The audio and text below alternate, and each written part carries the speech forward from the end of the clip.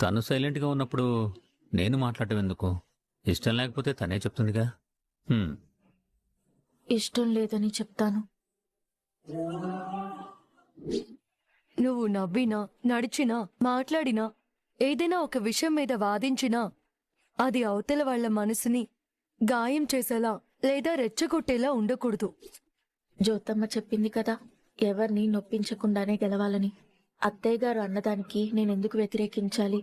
పైగా ఆదిత్య గారు ఏం మాట్లాడలేదు, మావయ్య గారు కూడా ఏం మాట్లాడలేదు అంటే వీళ్ళందరికీ ఇష్టమే. ఇప్పుడు నేను కాదంటే అందరి ఇష్టాన్ని వ్యతిరేకించినట్టే కదా. మా నాన్న కూడా ఒక కంపెనీకి లీగల్ అడ్వైజర్ గాని తన కెరియర్ని స్టార్ట్ చేశాడు. సో నేను అమ్మలా లాయర్నైనా నాన్నలాగే కెరియర్ని స్టార్ట్ చేస్తాను. ఏమానంది మాట్లాడటం లేదు? మీ ఇష్టం అత్తయ్య గారు.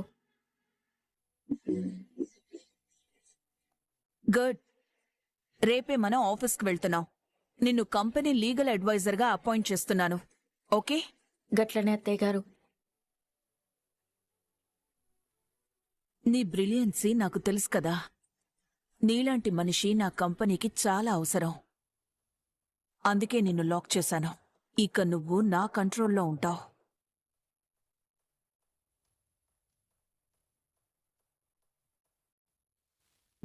వెల్, మై డియర్ స్టాఫ్, తన పేరు ఆనంది. మీ అందరికీ తను ఆదిత్య వైఫ్గానే తెలుసు. అలాగే తను LLBలో state first rank gold medalist అని కూడా తెలుసు.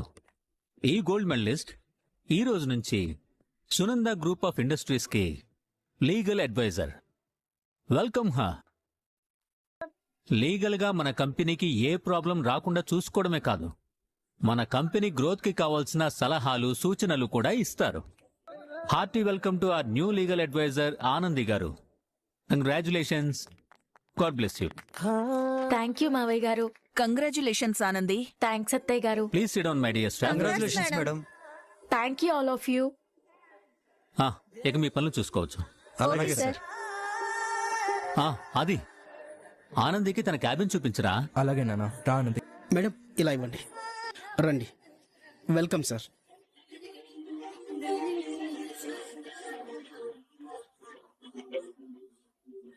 Anandi, this is your cabin. Thanks Aditya గారు. వెల్కమ్. కొందరితో పరిచయం స్నేహం వరకు చాలనిపిస్తుంది, కానీ ఇంకొందరితో పరిచయం స్నేహాన్ని దాటి ఎప్పటికీ మనతోనే ఉంటే బాగుండు అనిపిస్తుంది. నీ స్నేహం కూడా అలాంటిదే ఆనంది. నువ్వు అనుకున్నవన్నీ సాధించాలని మనస్ఫూర్తిగా కోరుకుంటూ కంగ్రాచులేషన్స్. థ్యాంక్ యూ ఆదిత్య గారు. ఈ ఆనంది మీ జీవితంలో జీవితాంతం ఉంటుంది.